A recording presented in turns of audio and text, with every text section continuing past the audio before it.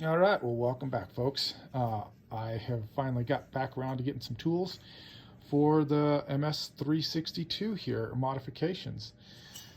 So here we got some bottom lower transfer work that I ended up opening up, looking at it. I cut some areas down in here, right where my thumb is at, basically. Let me show you a stock one, what that looks like, and kind of see what the stock version is there. Big skirt. So when you stick it on the cylinder on the crankcase, make sure we can get this, you'll be able to see how it restricts that transfer work and flow in there. See how tight that gets? To try to get up in there. So there's very little room up in there, correct? So when I started staring at this and looking at this, figuring, okay, everybody pretty much in agreement that transfers on the lower side flowing up there will increase some performance. So here we got, if I stick this on here, now you can really see the opening that's created right there. You can kind of see all that work. So yes, I did relieve the cases since I had them apart a little bit, but really what you're looking at is a lot of that cut. Now, when I looked at the cylinder, how the piston travels in this, I don't think, I could be wrong, but I don't think that this is going to compromise.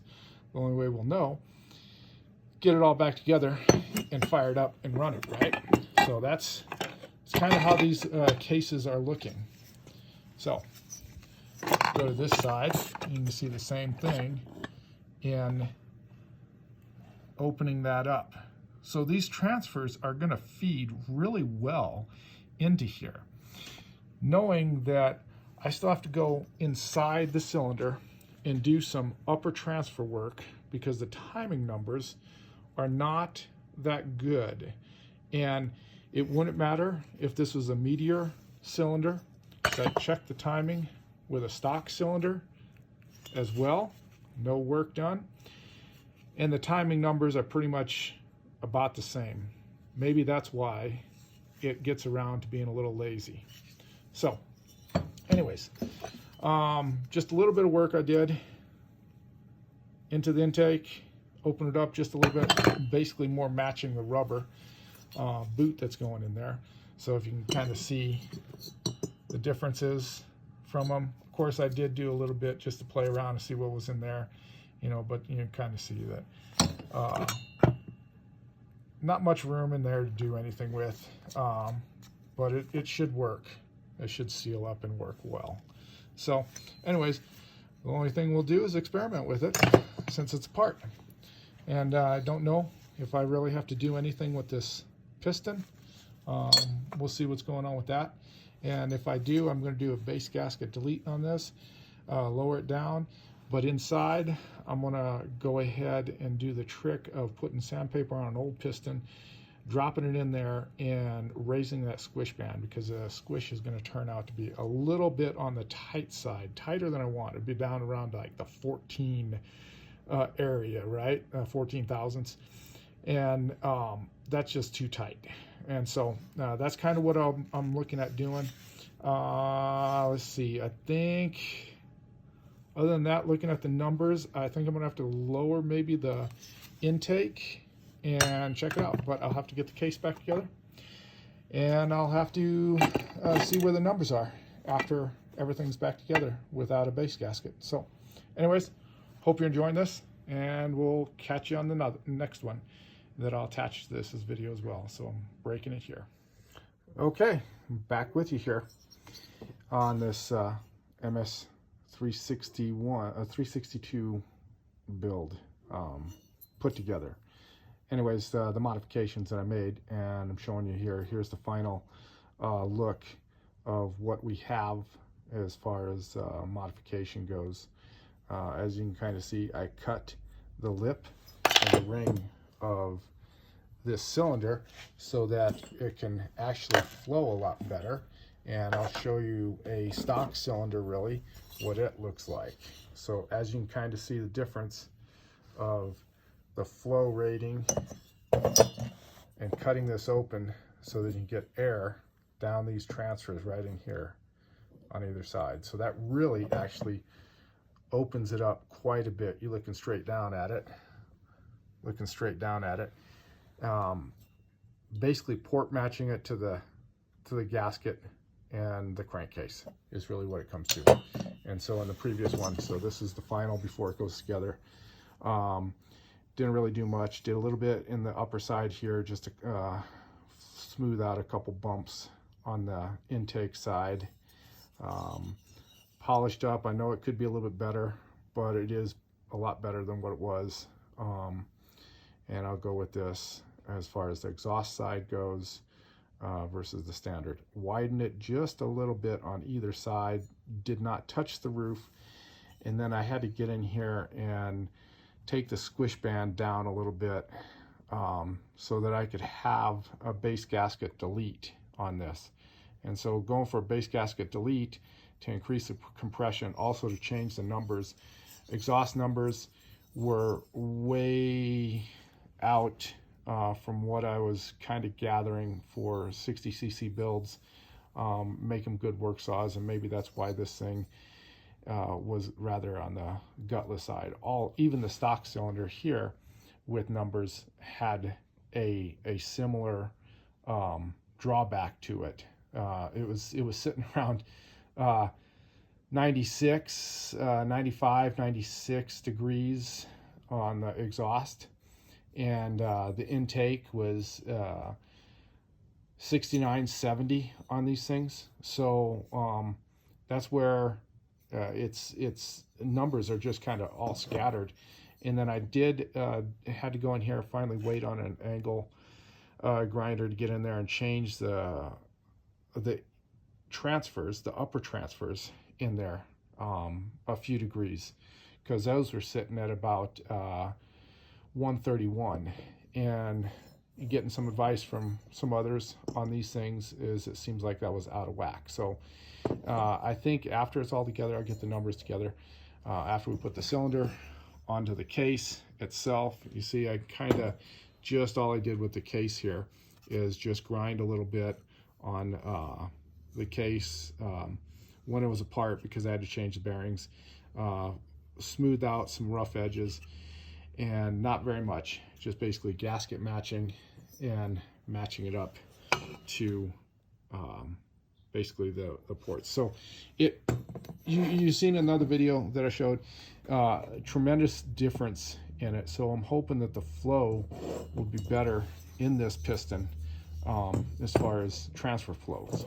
And so I'm up to about, with the base gasket delete, getting the squish down, I should be about 25 thousandths on the squish number, roughly, depending on what we go. I'll use some Moto Seal on this base gasket delete to seal it up, and then we'll see what the final numbers were I give you, but it should be around 99 on the exhaust, so I changed that by about 2-3 degrees.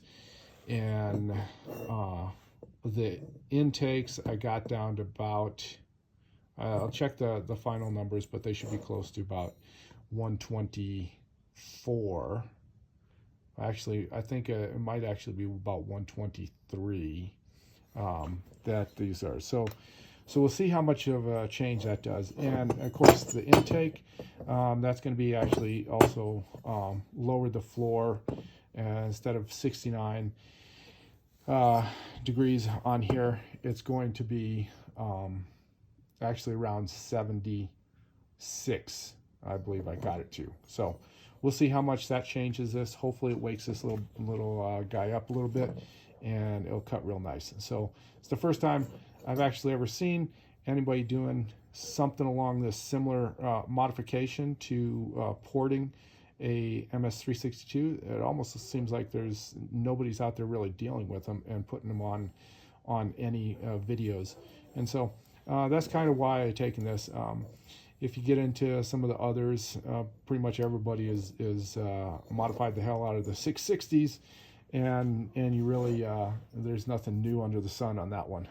So since I couldn't really find hardly anything, this might be something new when I post it and that people are looking for. And I don't believe by cutting these skirt windows in here that's going to affect anything whatsoever. It seems like the piston will ride perfectly fine, especially leaving basically 4 sides to this. That was my initial assessment when I went after looking at how to change characteristics of this power band. Hopefully get a little bit more torque out of it and get a snappier throttle response. That's the overall goal. So anyways, I'll come back at you with some final numbers when I get this all together, glued down, set down, and write down my final numbers. Thank you. All right, well, we're back. As you can kind of see, got the piston on, got the cylinder on, and put it all together, bolted it down, got all the numbers together, and so here's my numbers that I can show you. After the port work, base gasket delete, I have the squish of 0.025 and a blow down of 22 degrees. It came out with an exhaust of 99 and 162 total openings. Transfers now open at 121, and the intake opens and closes at 77. And that was a change from what I originally timed it at before tearing it apart. And the reason I tore it apart was change out the bearings because they were just sounding really terrible. Anyways, caught that before the whole thing destructed. There's some of the numbers that you can kind of see that I have from the beginning to start to changing it. So changed it by exhaust by 2 degrees, transfers by roughly 4 degrees, and the intake we got now 8 degrees on the intake. So hopefully this little guy runs and we'll get it going. So as it goes, I'll put this all back together and hopefully show you a running video of it and compare it with another stock 372 that I have, or 362, excuse my language, 362 that I have, and we're going to look at it in comparison and see if it changed. Hopefully the throttle response, like I said, the goal is throttle response and better torque. Hopefully that was an accomplishment. All right, thank you for watching these.